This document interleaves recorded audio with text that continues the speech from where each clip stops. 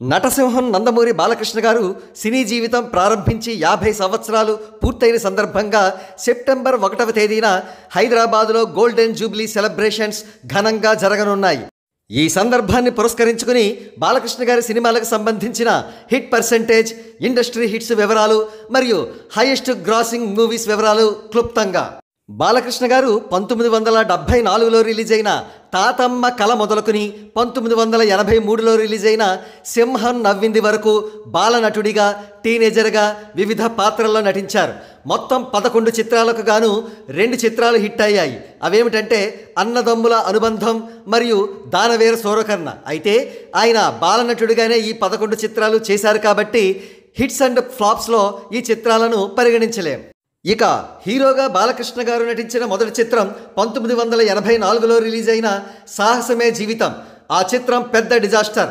ఆ చిత్రం రిలీజ్ అనంతరం రిలీజ్ అయిన డిస్కో కింగ్ మరియు జననీ జన్మభూమి చిత్రాలు కూడా వరుస డిజాస్టర్లు కావడంతో బాలకృష్ణ హ్యాట్రిక్ డిజాస్టర్ హీరో అనిపించుకున్నారు.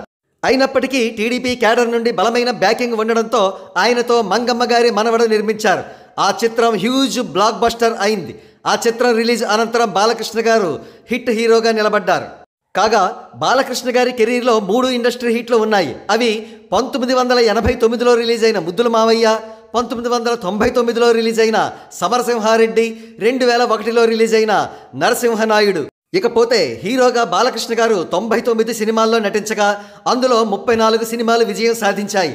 అంటే ఆయన హిట్ రేషియో 34.3% అన్నమాట.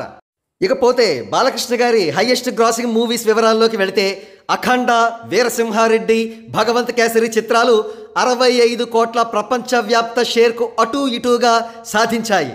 ఇక బాలకృష్ణ గారు సాధించిన నంది అవార్డుల విషయానికి వస్తే నరసింహనాయుడు, సింహ, లెజెండ్ చిత్రాల్లో నటనకు గాను ఆయనకు నంది ఉత్తమ నటుడు అవార్డులు లభించాయి.